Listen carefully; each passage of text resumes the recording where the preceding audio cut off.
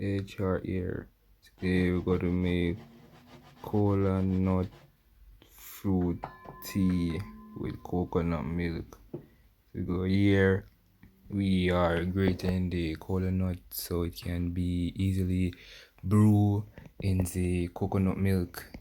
So the nut and with various spices as nutmeg, mace, cinnamon, and cardamom.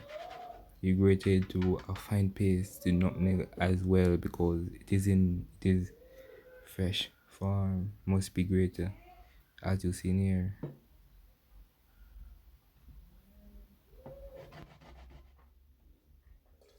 Coconut milk into pot, any milk of your choice will do.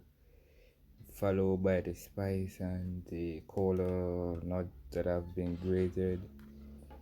It have to be grated because the nut's in a solid form. Bring to a simmer and cover for 15 minutes and serve. Sweeten or unsweetened. Try this instead of coffee and see how it